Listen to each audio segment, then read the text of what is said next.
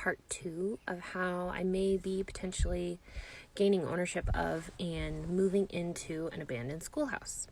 So the owner called me back. I don't want to share too much of the conversation because, he's his own person with his own life and his own story.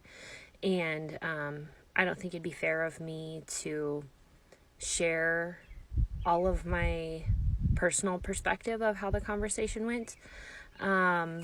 He said that I can go into a little more detail if people have more questions, I guess, after what I initially say. The kind of highlights of the story were that he isn't that interested in selling. He said he doesn't need the money, and that he's not just going to give it away. And so he was wondering what my number was. And I just said, I just wanted to open up the conversation because, I have been hearing that it's abandoned. I just wanted to know what was going on with it.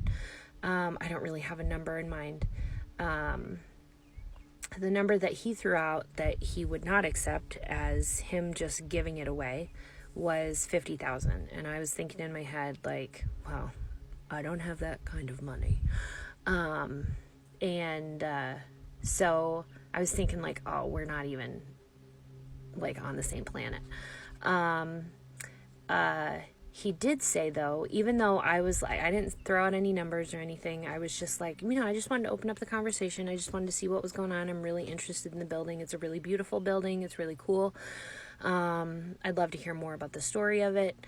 And he did say that he's only out there like 2 or 3 times a year, because he uses it as storage.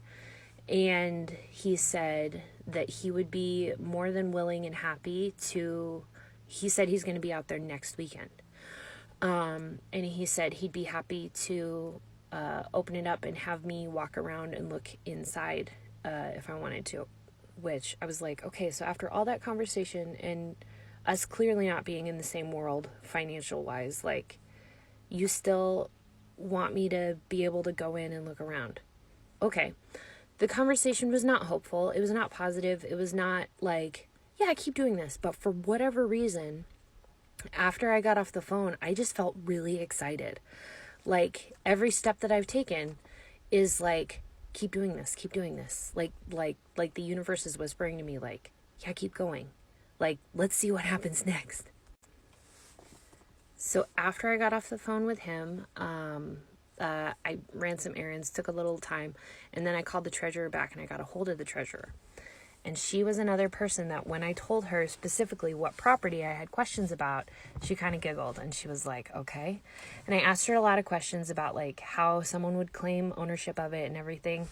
And she told me more of the same information that, they have to have not paid their taxes, their property taxes for the last 3 years. And I told her a little bit about my conversation with the owner, and she said that she's local to the area where the school is, and she said it's really sad because it's a really beautiful building and something should be done with it. And